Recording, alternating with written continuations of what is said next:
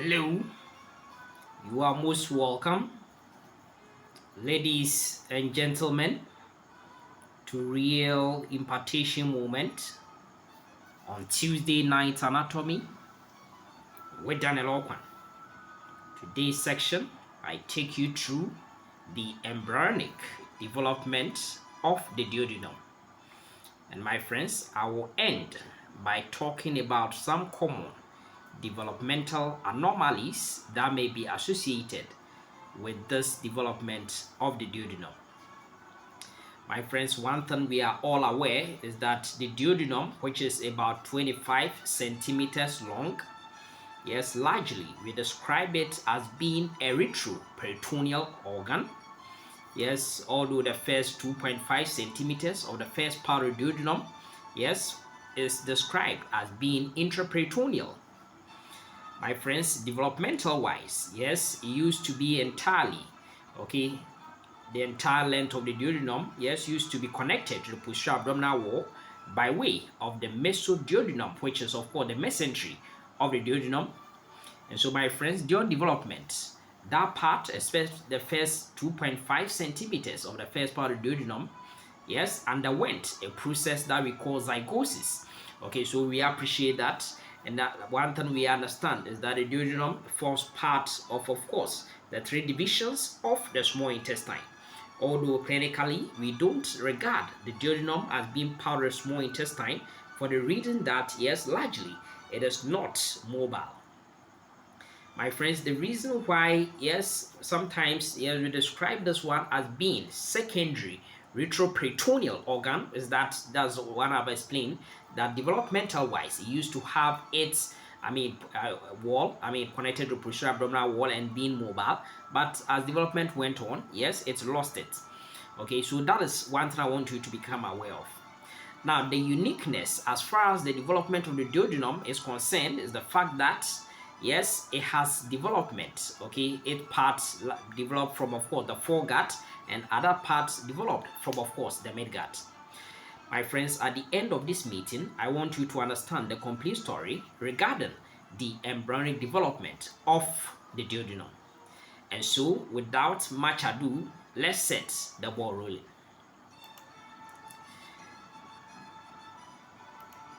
My friends, first of all, what I want you to understand is that as far as the embryonic development of the duodenum is concerned, it commences in the early part of the 4th week of intrauterine life. Yes, in the first trimester only. Okay, first month, okay, of conception. That is when, of course, the development of the duodenum commences. And as I've told you already, it's developed from two parts. Yes, we have that part which, of course, we call it the cranial part of what we call the duodenum. Now, my friends, we have two main parts of the duodenum. We have the cranial part, and we have, of course, we have the caudal part. The cranial part, something we can also call the proximal part of the duodenum, and of course, the caudal part being the distal part of the duodenum. Now, my friends, the cranial part of the duodenum, yes, arises from, of course, the caudal part of the foregut. Now, that's something important I want you to become aware of. As far as the foregut is concerned, yes, the caudal portion gives rise to, of course, the cranial or the proximal part of the duodenum. Now, my friends, whenever I talk about the proximal part of the duodenum, we are talking about that first part, of course, including the cranial portion of the second part of the duodenum, usually above the major duodenal papilla. My friends, beginning of the series of the development of the gastrointestinal tract, I explained to you the demarcations. What are the landmarks which serve to distinguish, okay, the three parts of the foregut, of course, the gut tube. Okay, we explained those things already, and that's something I want you to understand. Now, my friends, the point I want to make out over here, okay, critically, is that this duodenum, yes, developmentally, yes, it assumes what we call a C shape.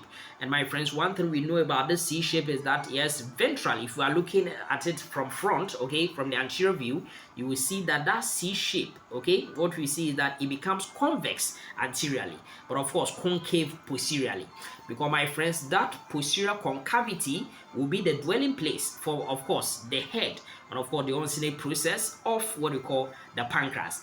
Now my friends, to understand the development of what we call the duodenum, then it makes sense that of course you understand some bit of the development of course the first part, which was of course this guy, which you find over here being of course the stomach, and then also the development of the pancreas. Remember I explained to you that of course the pancreas will have what we call the ventral pancreatic bud, okay, smaller and a bit at the cranial level, okay, and then we also have at the caudal level, and we also have a bit at the cranial level, the larger dorsal pancreatic bud. We explained these things already, okay. So my friends, if you need any clarification on that, of course you get that video link and watch it. Okay, so that's one thing I want you to become aware of. Now, the C-shaped concavity, what I want you to understand is that the reason is not due to rotation, but my friends, is due to what we call an extension or the rotation of what we call the stomach, together with of course fixation by of course largely, of course I'm talking about the pancreas, okay, both the dorsal and ventral pancreatic buds, as they grow, okay, they get this C-shaped concavity first over there, together of course the hepatic bud also. So please, I want you to really understand this concept. And so developmental wise, as far as the duodenum is concerned, the first one is developing around the 4th week, early part of the 4th week of intrauterine life. Yes, it's having dual origin, okay, partly from of course the foregut and partly from the midgut. Okay, the portion where it's from the foregut will be forming the proximal or the cranial part of what we call the duodenum. And whenever I talk about the cranial part, I'm talking about that portion of the first, so entirely the first portion of the duodenum, first part, and of course the second part, which is above the opening of what we call the major duodenal papilla, where the hepatopancreatic ampulla of Veta, yes, will open to. So I want you to understand that one.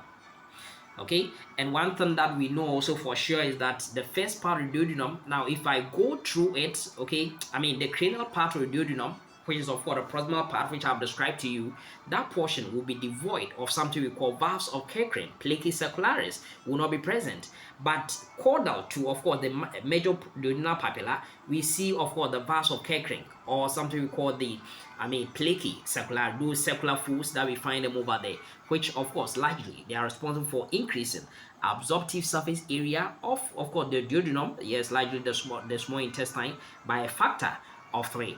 Okay, so I want you to understand that concept for me. Now, this first part which we are describing as being, of course, the proximal part of the duodenum, what you have to understand is that its blood supply, because it's arising from, of course, the foregut, its blood supply will be by branches of course, the celiac trunk. While, of course, the caudal portion of the duodenum will be by branches of what we call the superior mesenteric artery. Okay, we know that superior mesenteric artery is the artery of the midgut, while of course the celiac trunk is the artery to, of course, the foregut. That concept has already been established, okay, for you. Now, so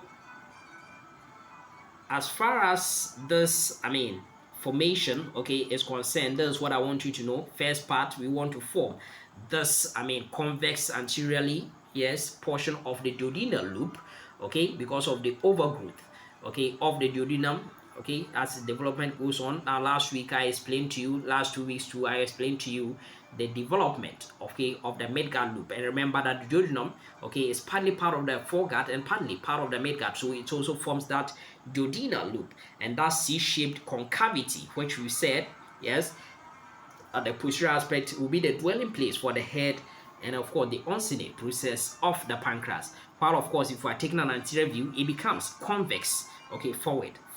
It means we are talking about the anterior aspect.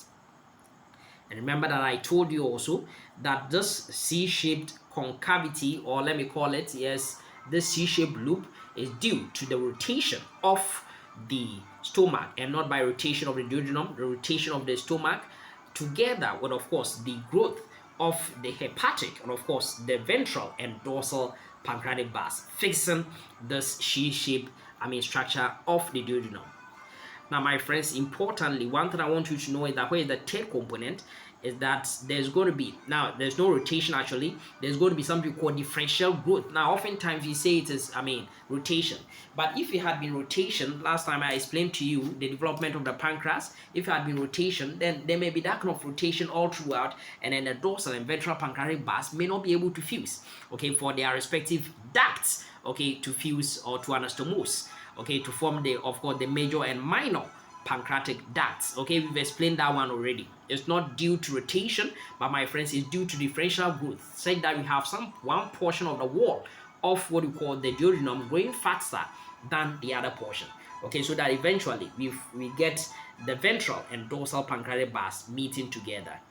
And my friends, finally, as far as the development of the duodenum is concerned, you will see that, yes, the peritoneal fluid, which was connecting the entire extent of the duodenum to the posterior abdominal wall, making it mobile, yes, most of it, except the first 2.5 centimeters of the entire 25 centimeter long, duodenum, okay, will undergo zygosis. And that is something we call absorption of the dorsal mesentery, is the mesoduodenum, and I want you to understand it. And that is why the duodenum is described as being a secondary, not a primary, a secondary retroperitoneal structure. Now, my friends, what I want you to understand is that during development, okay, what we see is that around what we call the 5th to 6th week, yes, I told that it develops around the 4th week of intrauterine life, but my friends, around the 5th and 6th weeks of intrauterine life, what we see is that there's going to be rapid proliferation, okay, of the of the epithelial lining of the duodenum, such that because of that rapid growth, okay, proliferation of the duodenal epithelial lining, okay, yes, we know that it's going to be endodermal. Then one thing we see is that the the lumen over there will get occluded. Okay, so the lumen you find over here will get occluded.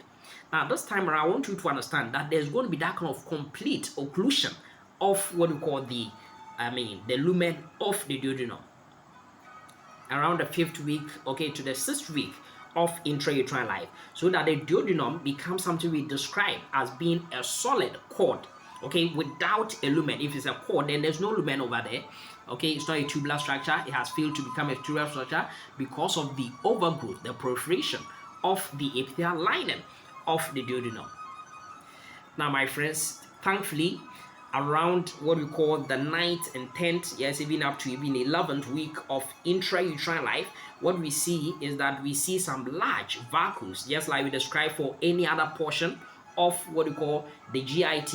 As far as all these luminal organs are concerned, what we will be seeing is that there will be larger vacuoles formed within them, and these vacuoles will coalesce, okay, and then gradually they will get degraded, okay, to cause patency of what we call the lumen of the duodenum. And that is something we call recanalization, because already initially there was a canal, so we describe that process as being recanalization of what we call the lumen of the duodenum. So remember that the larger vacuoles, okay, will coalesce, and then eventually, okay, they will fuse together and of course get degraded, and that is the process we describe as being recanalization of the duodenum.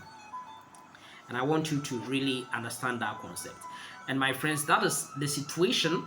Now, I told you that there was this kind of epithelial line. Now, remember that the remaining portion by way of the connective tissue, by way of the musculature of what we call, yes, the duodenum, okay, with the exception of course, the myenteric, okay, orbis plexus, which will be coming from, something we call the fourth germ layer, okay, the neural crest cells. The other portions will be coming from mesoderm. But precisely, we are talking about the splanchnopleuric lateral plate mesoderm. Splanchnopleuric lateral plate mesoderm. So that's something I want you to become aware of.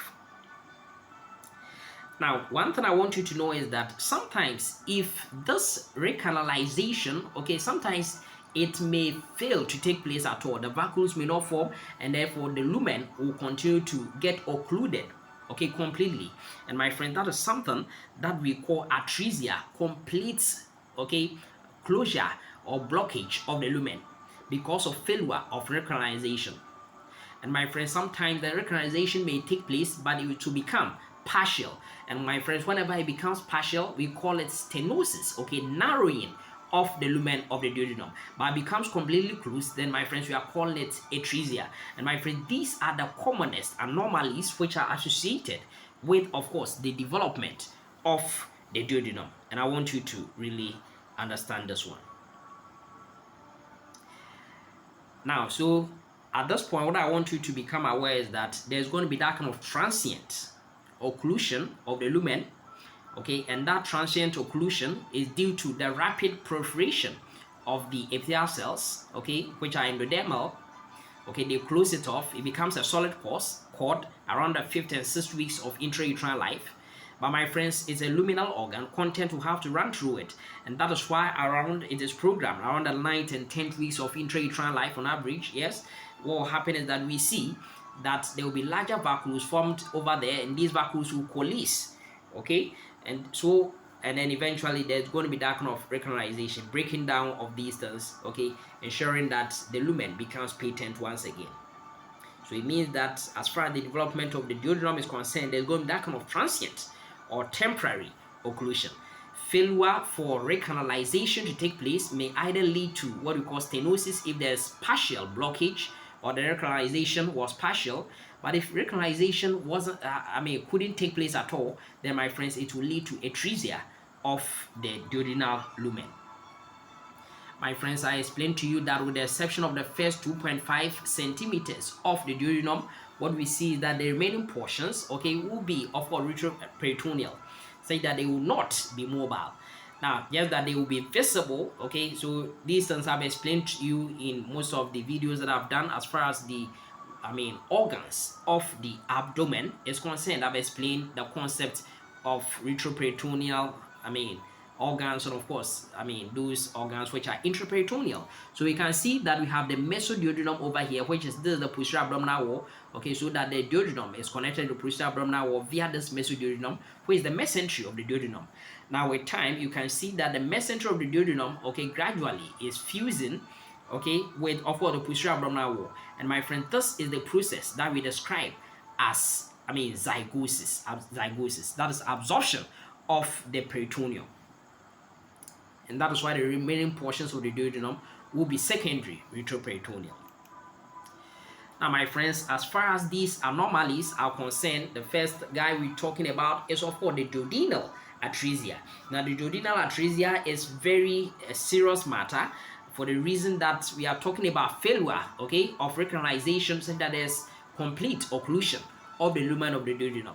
And my friends, oftentimes I associate with something called annular pancreas. And whenever you talk about annular pancreas, what we are talking about is that we have some pancreatic tissue, okay, instead of the ventral dorsal pancreatic bars meeting at a point and fusing together, what we see is that they encircle, okay, the wall of the duodenum, and this is also a case which can lead to what we call intestinal obstruction. Duodenal obstruction can take place over here, and usually the commonest site which we find is below what we call the hepatopancreatic ampulla of Veta, which is a significant point which suggests that of course we are looking at the transition, okay, from of course the foregut to the midgut, and I want you to understand that.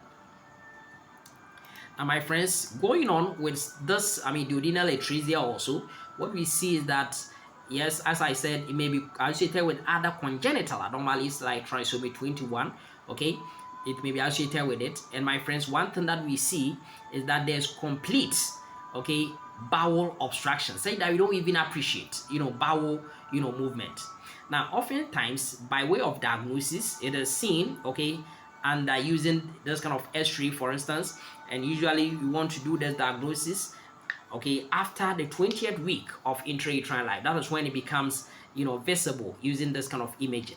And the appearance that you see, as you can see over here, is something we call double bubble. Okay, so you can see it double bubble, and that is the finding that, okay, confirms that we have duodenal atresia.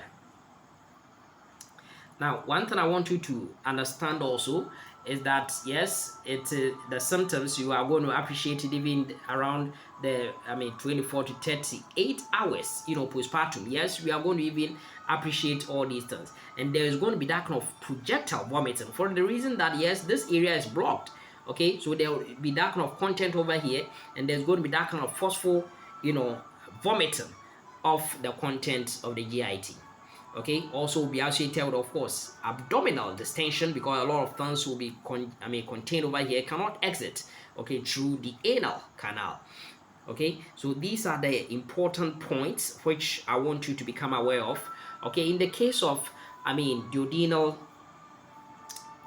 duodenal stenosis, that one is a bit manageable. It's narrowing. Okay, so although there's still that kind of all these distensions, there could be that vomiting, it is not as serious compared to that of this duodenal atresia. My friends, this was a short meeting trying to orient you regarding the development of the duodenum, together with the major abnormalities by way of course, the duodenal atresia, and then, of course, the duodenal stenosis. I'm very grateful for your time this evening. Have a good night, all of you, and may the good Lord richly bless you. Amen.